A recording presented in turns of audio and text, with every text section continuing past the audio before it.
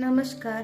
तो आज हम आयुर्वेदिक मेडिसिन के बारे में बात करेंगे कि मेडिसिन लेनी कैसी है। पता तो है कि इस वनस्पति से ये फायदा होता है उस वनस्पति, लेकिन उस वनस्पतियों को जब हम मेडिसिन के माध्यम से हम खाते हैं तो उसका प्रमाण क्या होना चाहिए, उसके कुछ नियम है, तो वो नियम क्या होने चाहिए आपको ज़रूर मालूम होने चाहिए। कभी भी वनस्पति अगर आपने खानी है तो कुछ भी आयुर्वेदिक मेडिसिन अगर आपने खानी है तो पहले तो आपको उस वनस्पति के बारे में पता होना चाहिए।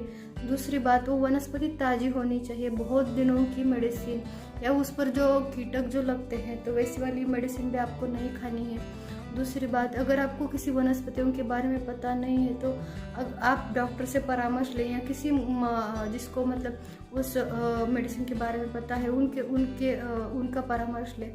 खुद ही कुछ भी वनस्पतियाँ ऐसे अगर आपको पता नहीं है तो मत खाइए, क्योंकि बहुत जहरीली भी वनस्पतियाँ आती है। मेडिसिन जो है आपको अच्छी तरह से मालूम करके लेनी है। दूसरी बात, मेडिसिन लेते समय हाइजीन का भी आपको ध्यान रखना चाहिए। जो भी आप मेडिसिन ले रहे हैं उसका प्रमाण भी आपको पता होना चाहिए कि किस प्रमाण में हमको मेडिसिन लेनी है। अगर आपको कोई चूर्ण अगर काढ़ा अगर बनाना है तो प्लीज़ आप उसको सूती कपड़े में एक लेके आप उसको गाल के उसको छान के ही उसका सेवन करें।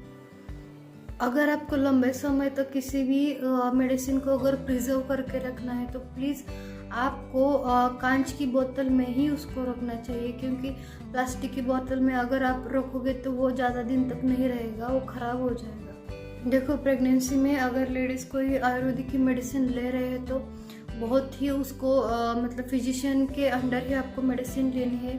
अन्यथा आप मेडिसिन ज़्यादा हीट वाली मेडिसिन उसमें ना ले तो अच्छा है। देखिए, आपके घर में अगर कोई बार बार बीमार पड़ रहा है, यंग एज में आपको हेल्थ इश्यूज हो रही हैं, बेवजह ही अगर आप बीमार पड़ रहे हैं या पुरानी से पुरानी बीमारी आपके घर में किसी को है, तो प्लीज़ हनुमान बाहु का पाठ आप उनके लिए कीजिए। और ये पुस्तिका जो है आपको अमेज़ॉन या फ्लिपकार्ट पे इजीली अवेलेबल होगी। और धीरे धीरे आप देखेंगे कि पेशेंट में कितना इम्प्रूवमेंट आ रहा है।